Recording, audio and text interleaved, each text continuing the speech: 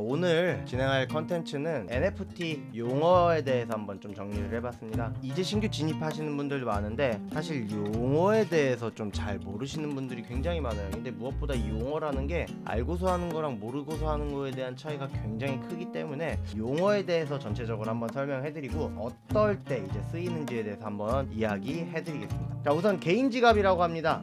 개인 지갑 같은 경우에는 우리가 그러니까 일반적으로 거래소에 자체적으로 달려있는 지갑이 아니라 브라우저에 설치되어 있는 지갑을 말하거든요.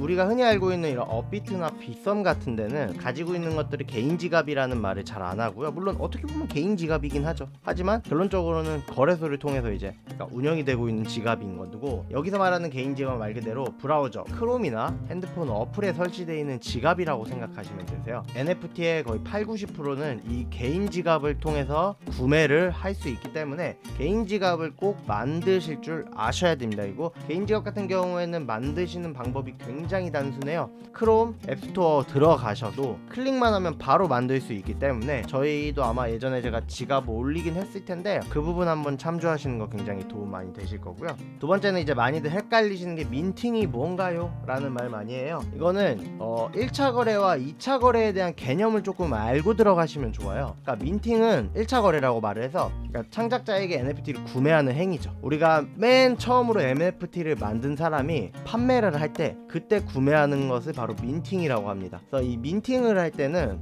어떻게 보면은 경쟁이 굉장히 심해요. 선점한다라고 하죠. 우리가 다단계를 봤을 때 스타트하는 구간이라고 생각하시면 될 것 같아요. 지금 맨 처음에 가장 싼 가격에 살 수 있는 게 이 민팅이 되는 건데, 중요한 거는 이제 그 프로젝트가 민팅을 하고 나서 떨어질 수도 있어요. 가치가 없다라고 하면. 그래서 민팅을 한다라고 해서 이게 무조건 수익 실현으로 되는 건 아니다. 다만 경쟁이 있는 프로젝트 같은 경우에는 민팅을 했을 때 당연히 수익 실현이 될 확률이 높다, 이렇게 알아두시면 됩니다. 2차 거래는 이제 민팅이 끝났어요. NFT가 예를 들어서 제가 NFT를 100개를 만들었어요. 그럼 100개를 다 팔았어요. 그럼 이제 유저들끼리 그 NFT를 가지고 거래를 하는 거예요. 그게 바로 2차 거래입니다.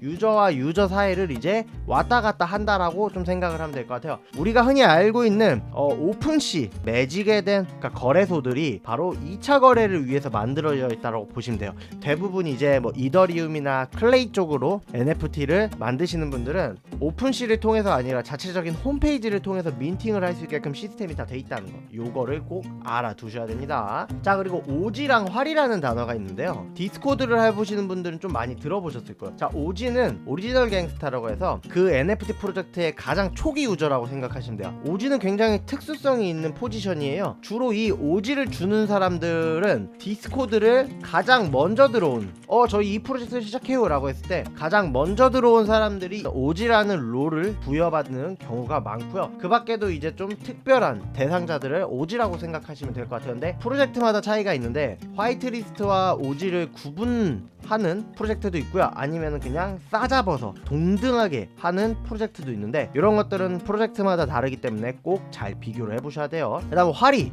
딴다, 이런 말 많이 들어보셨는데 바로 화이트리스트입니다. 화이트리스트는 NFT를 우선적으로 구매할 수 있는 권한이라고 생각하시면 될 것 같아요. 내가 이 화이트리스트를 가지고 있으면 남들보다 먼저 이 NFT를 살 수 있어요. 그러면은 어떻게 써요? 조금 더 이 NFT를 샀을 때 리스크적인 부분에 안심이 되죠. 왜냐면은 이게 우선적으로 구매할 수 있는 권한과 더불어서 좀 더 싸게 살 수도 있어요. 내가 화리를 가지고 있으면 옆에 있는 친구보다 하루에서 이틀 정도 더 먼저 살 수 있을 뿐더러 거기서 이제 가격을 좀 더 싸게 살 수 있다 보니까 선점을 할 수 있는 거죠. NFT를 초기 선점을 함으로써 내가 뭐 구매를 하고 이거에 대한 손실을 날 때 좀 더 리스크를 줄일 수 있는 그런 포지션을 잡을 수 있어요. 그러니까 결론은 NFT라는 걸 다들 하시면서 정 때문에 하는 것도 있겠지만 돈은 벌어야 되잖아요. 그렇기 때문에 이 화이트리스트는 중요할 수밖에 없다라는 거죠. 그래서 현재는 이제 좀 중요한 프로젝트나 이런 것들은 화리를 따기 위해서 미쳐 날뜁니다. 그렇기 때문에 굉장히 노력을 하셔야 되고, 이 화이트리스트를 따는 것들은 각 프로젝트마다 어떻게 따야 될지에 대해서 다 기준점이 굉장히 다양해요. 자, 예시로 6월 기준으로 국내에서 가장 기대로 준비되어 있는 그 신세계백화점의 푸빌라 NFT를 한번 볼게요. 화이트리스트에 대한 종류가 굉장히 많이 나와 있는데요. 이렇게 아티스트, 그림을 그리거나 팬아트를 하거나 채팅을 신경을 많이 쓰거나 퀴즈를 맞추거나 뭔가 이모티콘을 만들거나 디스코드 선착순을 하거나 이벤트에 당첨이 되거나 뭐 초대를 많이 하거나 굉장히 수많은 화이트리스트 종류가 있는데, 이런 것들을 이제 프로젝트에서 어떤 걸 진행하는지를 보고서 이제 결정을 하시면 된다라는 겁니다. 그 다음에 알아야 할 멘트는 프리세일과 퍼블릭 세일입니다. 프리세일은 이제 오지나 화이트리스트 대상자로 민팅하는 단계라고 보시면 되고요. 퍼블릭 세일은 누구나 구매가 가능한 민팅이라고 보시면 됩니다. 우리가 오지나 화이트리스트가 되면은 프리세일이라고 해서 먼저 구매할 수 있는 기회를 주고요. 그 이후에 퍼블릭 세일이라고 해서 누구나 다 구매할 수 있는 그런 걸 생각하시면 돼요. 뭐 명품이 이제 이런 것들을 판매를 할 때 처음에 VIP들 위해서 미리 열어주는 거 아시죠? 1시간에서 3시간 정도 미리 열어주는데 그게 프리세일이라고 생각하면 돼요. 그 이후에는 퍼블릭 세일이라 그래서 누구나 다 구매할 수 있는 기회를 주는 거죠. 자, 그 다음은 이제 레퍼럴이라는 단어입니다. 레퍼럴은 코인에서도 많이 쓰이는데요, 특정 NFT를 유저들에게 홍보를 해서 내가 보상을 받는 거라고 생각하면 됩니다. 디스코드 같은 경우에도 각자 한 명마다 디스코드 초대 링크가 있어요. 이 초대 링크를 통해서 디스코드에 들어오면은 저는 이제 나중에 보상을 받는 거죠. 그 사람들을 많이 데려온 수에 따라. 어떻게 보면 다단계예요. 교회에서 친구들 데려오면은 그런 거랑 똑같다고 생각하시면 됩니다. 그래서 레퍼럴은 솔직히 말하면 안 좋아요. 그러니까 특정 프로젝트에서 레퍼럴로만 단순하게 화이트리스트나 이런 것들을 모집하면 오래 못 갑니다. 레퍼럴은 봇이나 이런 것들 AI를 통해서도 조작이 가능하기 때문에 레퍼럴로 이런 디스코드 인원들이 모이는 거는 그러니까 안 좋게 보일 수밖에 없어요. 이 하이브라는 단어가 굉장히 중요해요. 하이브는 하이프라고 해서 유저수, 관심도수 이렇게 생각하시면 될 것이에요. 사람들이 얼마나 이 프로젝트에 대한 관심을 가지고 있냐인데, 저는 초창기에는 이 하이브라는 단어를 보고서 굉장히 NFT 투자를 많이 했어요. 근데 허황된 경우도 많다라는 거예요. 뭐 푸빌라 같은 경우에도 지금 디스코드에 보시면 멤버 수가 91,000명이에요. 판매하는 물량이 1만 개고 1인당 2개씩 구매를 할 수 있어요. 즉 5,000명밖에 못 사는 건데 9만 명이 지금 여기에 들어와 있어요. 그럼 너무 경쟁이 심한 거 아니에요? 하는데 여기서도 당연히 봇 인원이나 이런 사람들이 무조건 껴있을 거예요. 이런 하이브는 이 프로젝트에 대한 관심 인원 수나 유저 수를 대략적으로 파악을 함으로써 프로젝트 홍보가 잘 돼 있는지 이런 걸 볼 수 있는 거죠. 근데 레퍼럴만 있는 프로젝트들은 하이브이 굉장히 높을 수밖에 없어요. 막상 민팅할 때는 안 팔려요. 프로젝트를 고를 때 꼭 항상 주의하시면서 고르셔야 돼요. 채굴은, 채굴이라는 단어 많이 들어봤죠? 채굴은 채팅으로 채굴한다라는 뜻이라고 보면 돼요. 이 디스코드 내에서 화이트리스트 미션 중에 가끔 이런 게 있어요. 디스코드 레벨이 높은 사람, 그럼 이 레벨을 어떻게 올려요? 라고 하면 채팅을 많이 치면 돼요. 디스코드에서 채팅만 치는 거지. 디스코드에서 채팅을 통해서 레벨업을 하는 행위를 채굴이라고 합니다. 자, 그 다음은 이제 스냅샷. 스냅샷은 특정 시점에 보유하고 있는 NFT 수량을 저장, 즉 캡처하는 행위라고 생각하면 돼요. 카카오 NFT로 예시해볼게요. 카카오 버디샷이라고 해서 이번에 골프 게임을 만들면서 NFT를 한 건데요, 카카오에서 이 버디샷 NFT를 가지고 있으면 특정 NFT를 공짜로 드려요, 즉 에어드랍을 해드려요 라고 이렇게 말을 했을 때 가지고 있으면의 기준이 굉장히 달라요. 가지고 있으면이 계속 가지고 있냐, 아니면 어떠한 시점 기준으로 가지고 있냐, 이런 거죠. 그래서 이 스냅샷을 뭐 오늘 12시에 찍는다라 그러면 오늘 12시에 이 NFT를 가지고 있는 사람 지갑 명단을 기준으로 아까 말씀드린 에어드랍이나 이런 것들을 주는 거죠. 이 스냅샷이라는 거는 캡처를 하고 바로 팔아도 돼. 그럼 난 나중에 또 받을 수 있어요. 캡처를 한 기준에서만 가지고 있었으면 나중에 내가 이 NFT에 없더라도 NFT를 에어드랍을 받을 수 있는데, 단점이라고 하면 스냅샷을 하는 동시에 가격이 하락이 될 가능성이 높아요. 너도 나도 팔려고 하는 생각이 굉장히 많기 때문에, 그래서 요거 꼭 알고 계셔야 됩니다. 자, 그 다음 래플입니다.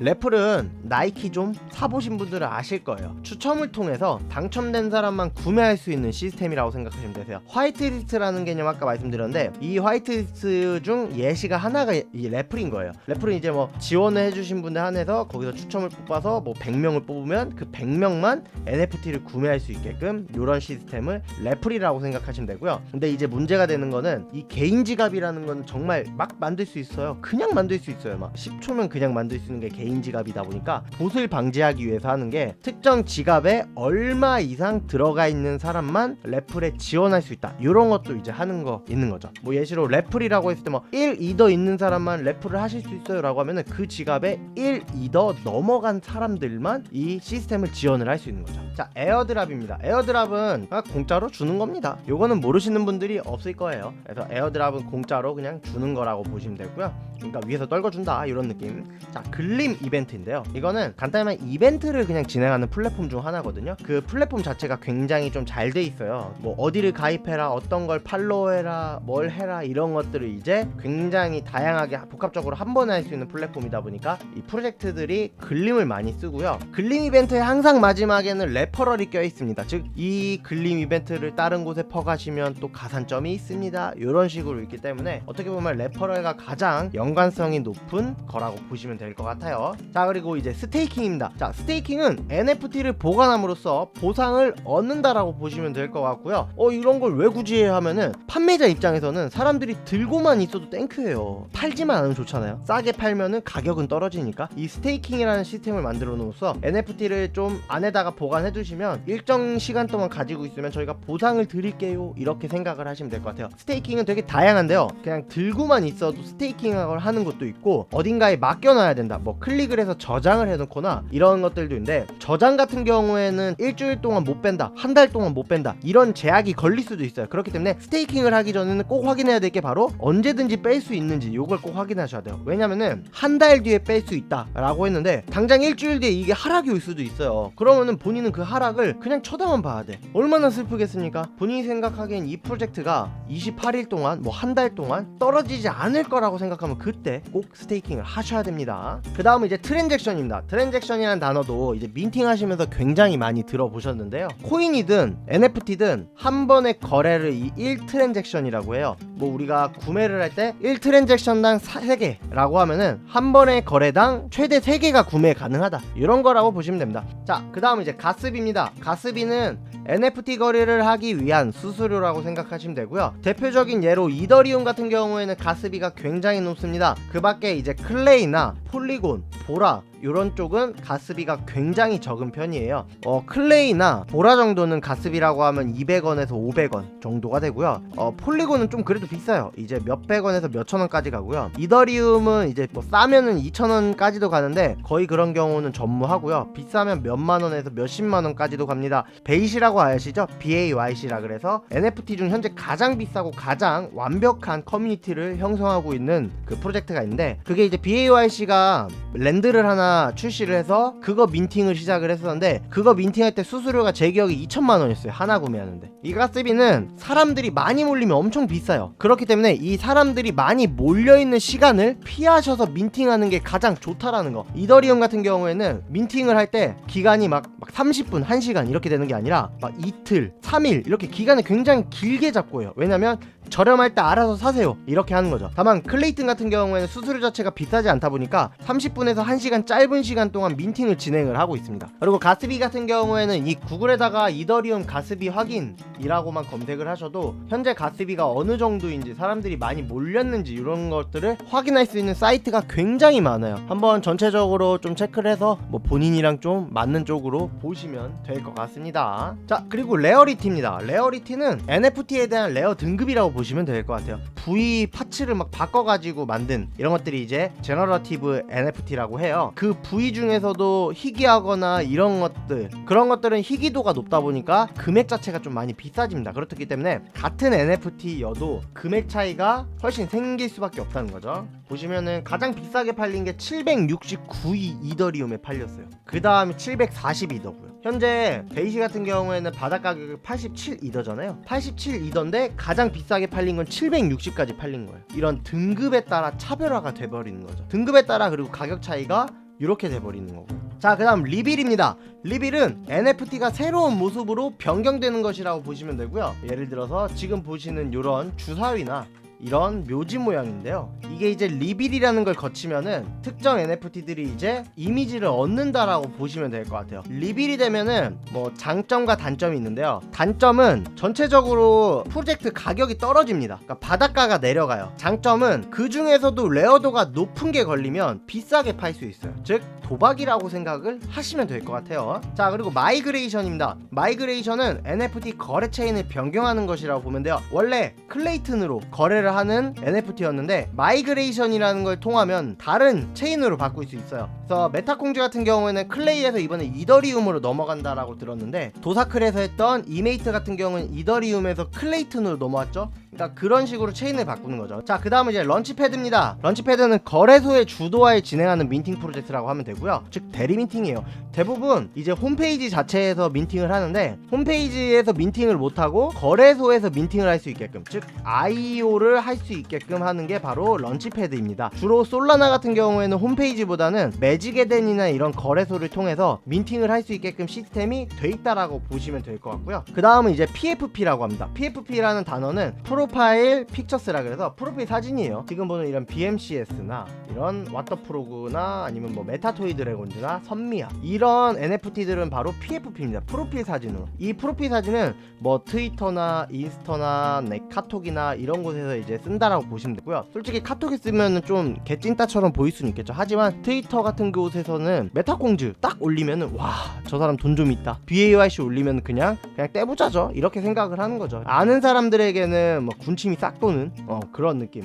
P2E입니다. P2E는 많이 들어봤을 텐데 플레이 투 원이라 그래서 게임을 하면서 돈을 벌 수 있는 것입니다. 근데 이 게임이라는 기준이 굉장히 다양해요. 우리가 흔히 알고 있는 뭐 싸우고 사냥하고 이런 것도 게임에 포함이 될 수도 있고요. 아니면 뭔가 뭐 채굴을 하고 이런 것들도 게임에 될 수 있고요. 아니면 진짜 클릭만 하고 이런 것들도 게임이 될 수 있어요. 그냥 입에 그냥 다 붙이면 다 게임이야. 진짜 단순하게 생각하면 개나 소나 다 게임이 되는 거죠. 근데 돈이 나온다? 그러면은 이제 P2E가 되는 겁니다. 그리고 그 밑에는 이제 M2E입니다. M2E는 걸으면서 돈을 벌 수 있는 거야. 무브 투 원이에요. 현재 스테픈이 굉장히 핫하죠. 좀 지금 많이 시들어 가고 있지만 국내에는 스니커즈와 슈퍼워크 이 M2E를 준비를 하고 있죠. 그리고 DAO, DAO라고 해서 요거는 이제 자율적으로 운영이 되는 조직, 즉 커뮤니티가 움직인다라는 거죠. 개발진들이 지들끼리 알아서 북치고 장구치는 게 아니라 말 그대로 홀더들에게 선택권을 준다라고 보시면 돼요. 그래서 이런 메타토이 드래곤즈 같은 경우에도 뭔가 특정 프로젝트나 이런 것들을 진행할 때 항상 홀더들에게 투표를 합니다. 투표권은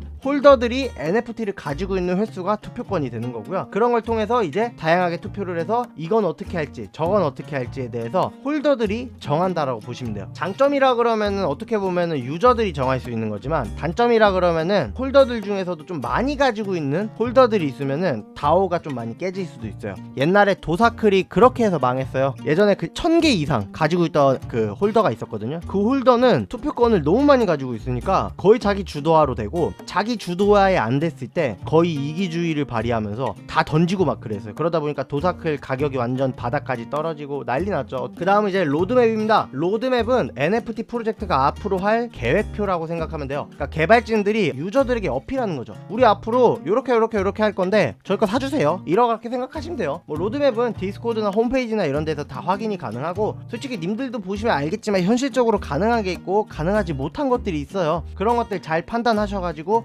하시면 좋으실 것 같아요. 그 다음은 이제 오픈시에서 가장 볼 수 있는 단어인데, 자, 첫째 홀더 수입니다. 오너. 오픈시에서 보시면은 어떤 특정 프로젝트를 들어갔을 때 여기 위에 대표적으로 3개가 나와 있어요. 보시면 아이템, 오너, 플로우 프라이스, 토탈 볼륨이라고 있죠. 아이템은 뭐 현재 가지고 있는 컬렉션 개수가 되지만, 오너는 홀더 수입니다.